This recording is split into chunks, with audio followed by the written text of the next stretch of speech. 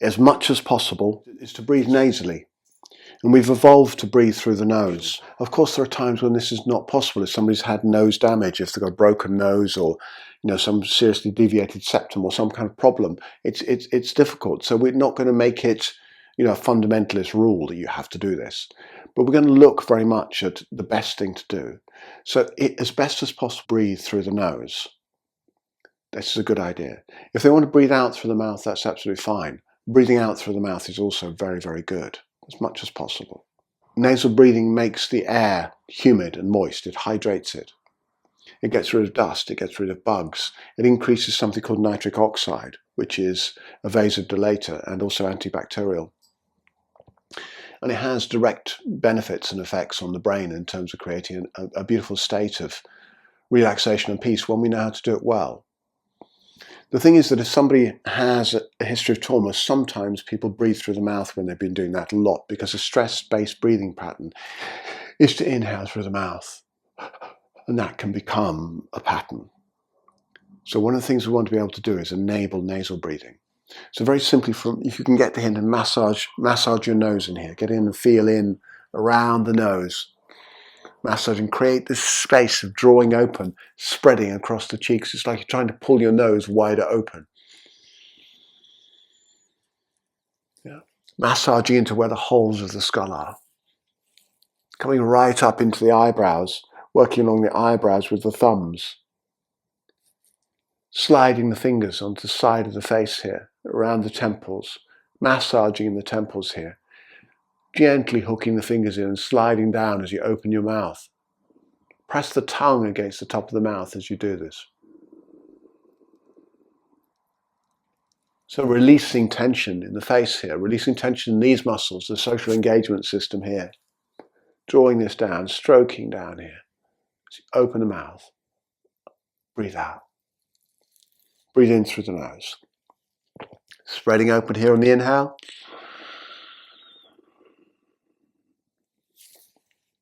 Massaging down on the exhale, pressing the tongue against the top of the mouth.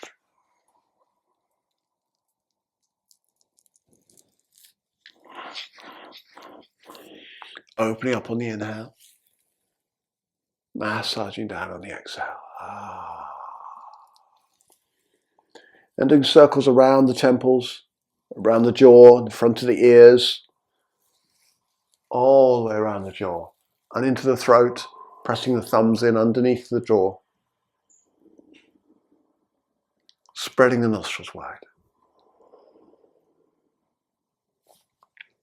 If it helps to facilitate deeper breath, and it usually does, you can press the tongue against the top of the mouth, right at the peak of the mouth, and then spread these nostrils wide as you're breathing in.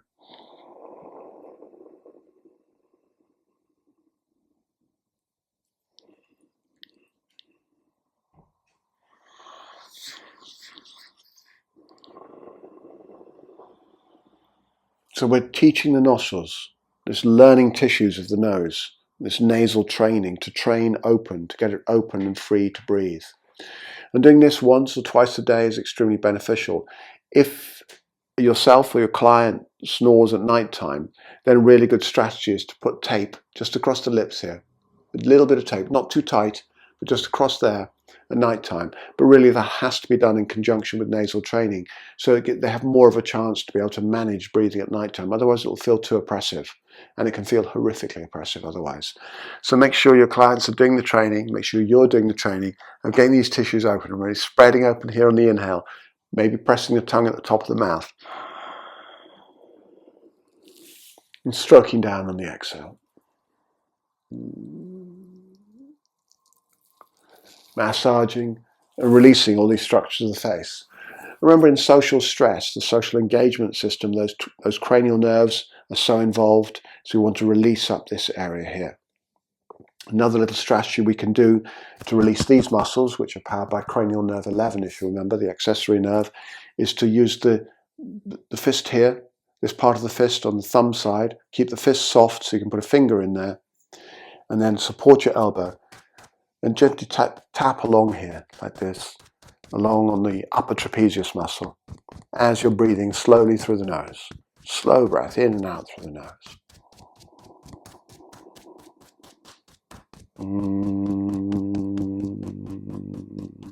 I'm making sound on the exhale. It's also a good thing to do.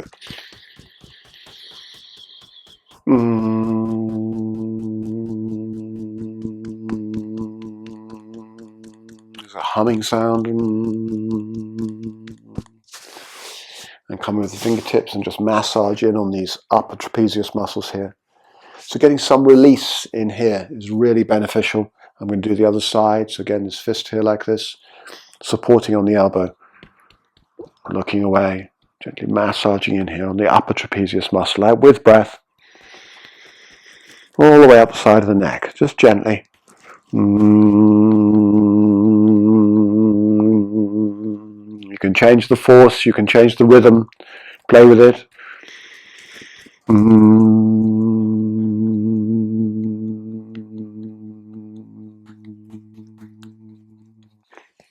And then fingers into the upper traps here.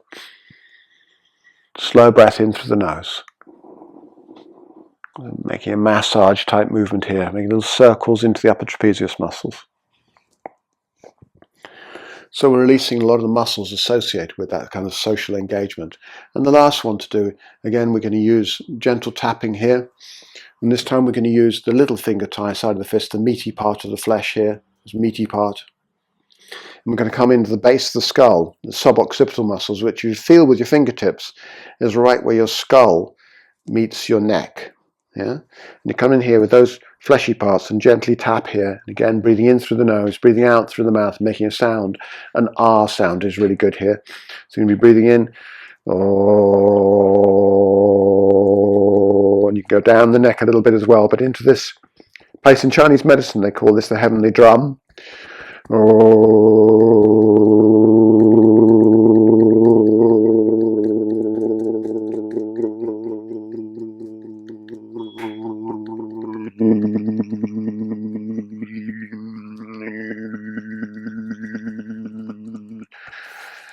And then finish with your fingers, just massaging in little circles at that junction where the skull and the neck meet, releasing in there.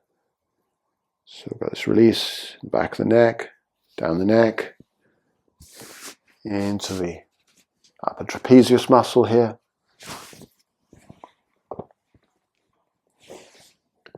Into the muscles of the face. And trailing the nose open with the breath.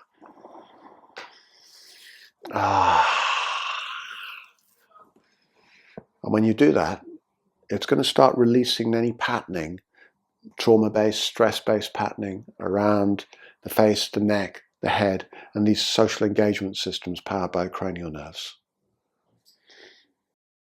So we've done this wonderful work of releasing up around the head and the neck and the jaw, and we've begun to breathe in through the nose and get this nasal passages more open.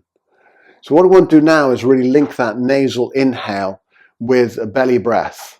So we're going to breathe into the belly. On the inhale, you're not actually breathing into the belly. What's actually happening is the diaphragm is flattening down.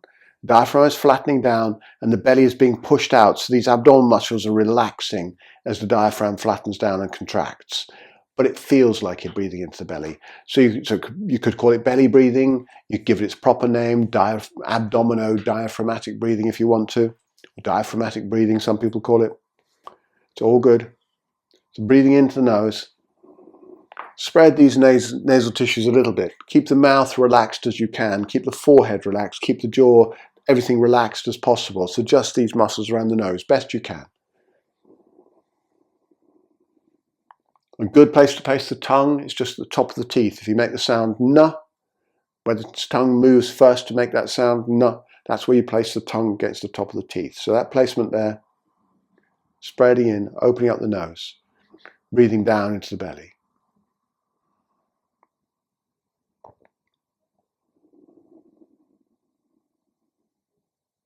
Now, as you breathe like this, tuck your tailbone gently down, very softly down, so that it feels like you can breathe into the back part of the belly as well.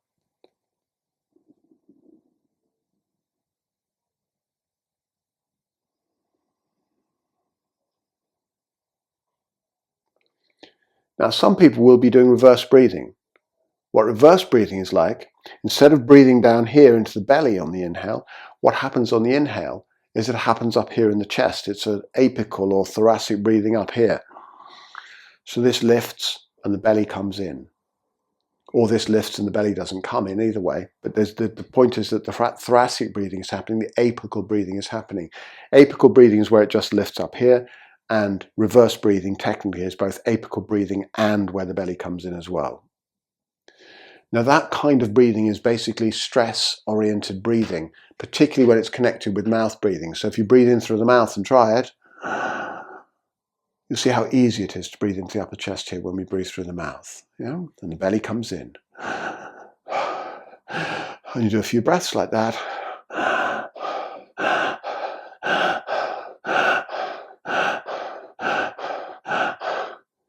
That's just 5 breaths, and already I can feel slightly fizzy. I can feel how I've blown out carbon dioxide and my brain is beginning to feel a bit fizzy.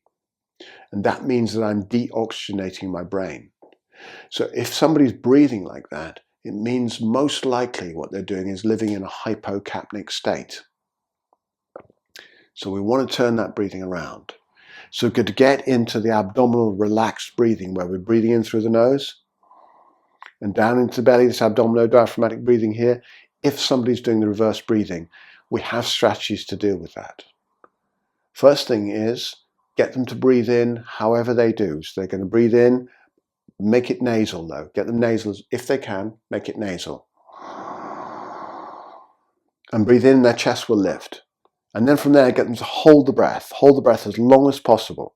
And at the same time as holding the breath, you're going to squeeze in these transverse abdominal muscles, squeeze your tummy into the spine, squeeze it in, and then you're going to pulse the tummy muscles. You're going to squeeze them gently in, make them work, squeezing it on a held out breath. Keep squeezing them, a held out breath.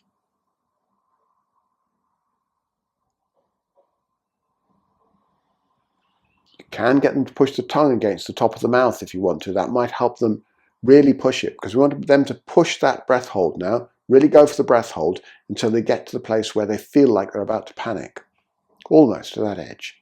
Hold it. And as soon as they get there, you get them to breathe into their hand. They have to explode into the hand. And because the muscles here have been squeezing so hard, they will likely release. You might have to repeat that a few times, but in my experience, that's a very, very good way to reverse paradoxical breathing.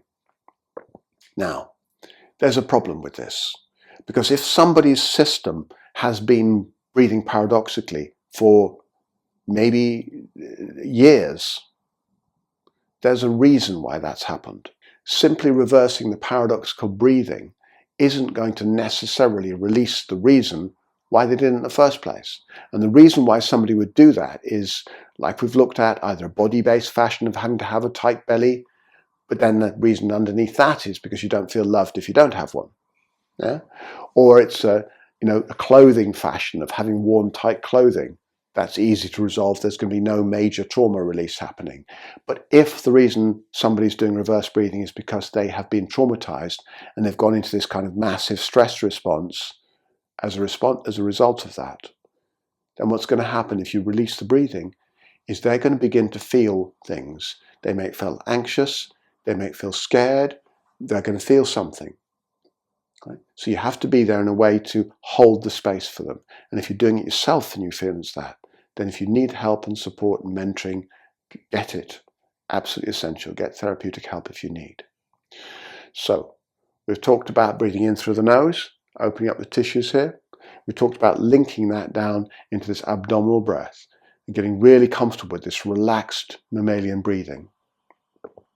When you feel into this breathing, what you'll notice is as your diaphragm comes down and the belly pushes out, if you feel into the pelvic floor, if that's available in your awareness, the pelvic floor comes down as well. So we've got this duet of the respiratory diaphragm and the pelvic floor in tango with each other, in union with each other, moving together in relaxed mammalian breathing.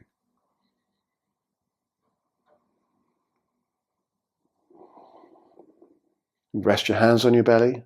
The chest is completely still now. In through the nose, spread the nostrils, tongue behind the top teeth.